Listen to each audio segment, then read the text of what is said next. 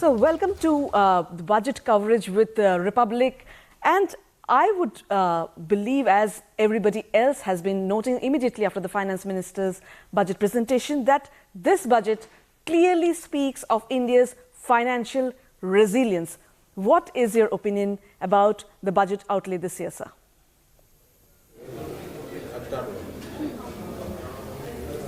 Well, I think that this is a budget embedded in confidence and in trust.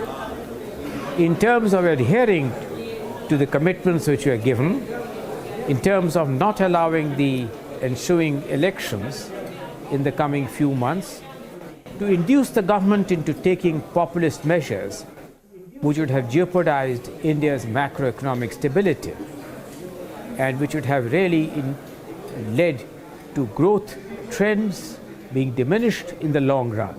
Instead, on the path of fiscal consolidation, the budget has overperformed in terms of the commitments which it had made.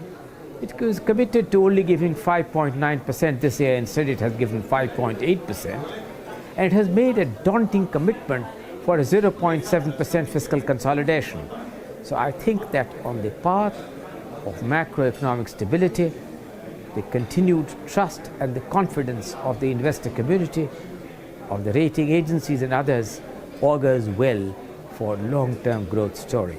India is perhaps the only country which is for the fourth year will have over 7% rate of growth.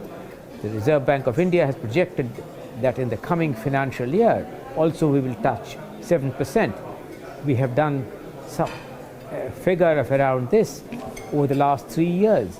So I think that all this embeds along with deep structural reforms. Third, I think that the emphasis on capex expenditure, on capital creating assets, in which states have also been a major beneficiary, augurs well for growth multipliers and for gainful employment to be created. Fourth, I think in terms of harnessing the agriculture in a creative way, the new policies which are designed to really benefit the farmers by newer forms of the use of the fertilizers is going to be a story which is good from the viewpoint of environment and enhancing farm incomes. I think that in terms of finally on the issues of climate change, I think that the emphasis on renewable energy, for example, the fact that rooftop solar has been given such a boost in terms of the announcements which were made today, is India's continued commitment and adherence to the international commitments on moving towards renewable forms of energy and reducing the energy intensity of our economic activity. And I think that the issue of giving rural rooftops has another good aspect to it, namely it would induce the state government to reform the power distribution companies, which has languished for a very, very long time. So I think that if you sum up, this is a budget which reinforces confidence. It comes in the backdrop of continued political stability. It continues in the backdrop of revenues doing exceedingly well, and it continues in the backdrop of the renewed confidence which the world has on large FDI flows, which are likely to continue, the cost of borrowing remaining in tolerable levels, inflation being managed very well, and augurs very well for India becoming a Viksit Bharat as committed by the Prime Minister and reiterated several times, among others, by the Finance Minister today. Mr. Singh, you mentioned an eternal dream of the Indian economy that the states would be able to take care of their electricity boards. But I want to discuss that.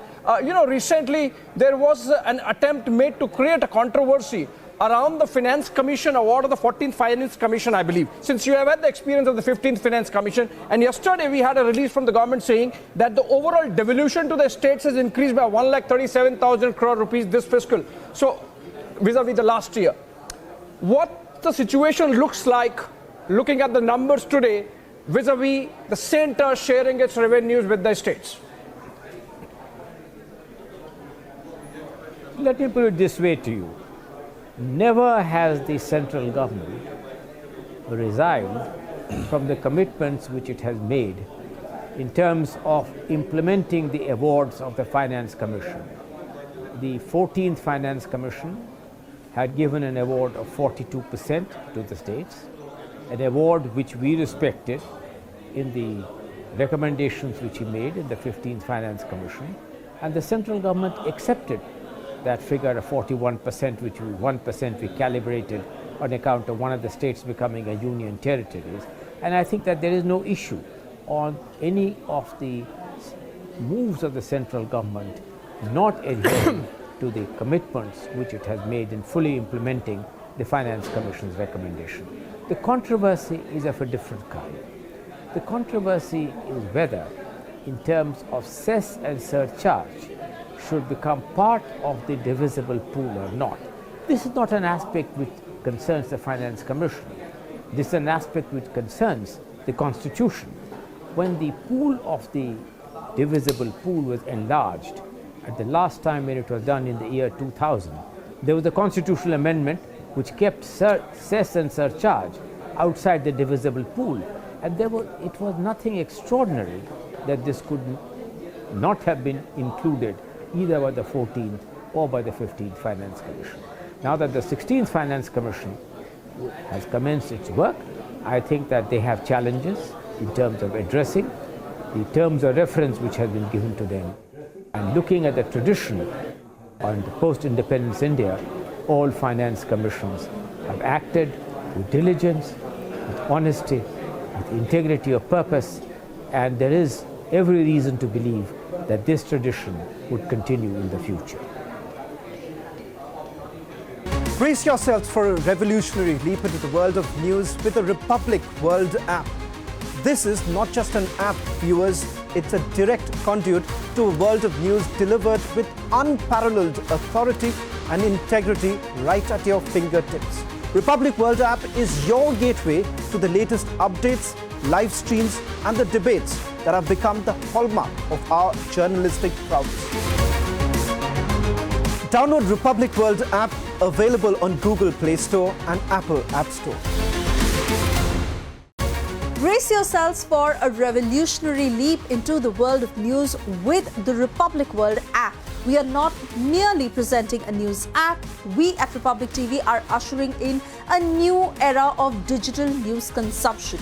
The Republic World mobile app has the essence of power of breaking news and the heartbeat of our impactful shows seamlessly integrated into a singular dynamic platform for you. Join us, viewers, in an experience that goes beyond conventional news reporting.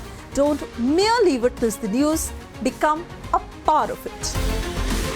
Download the Republic World app, now available on both the Google Play Store and the Apple App Store.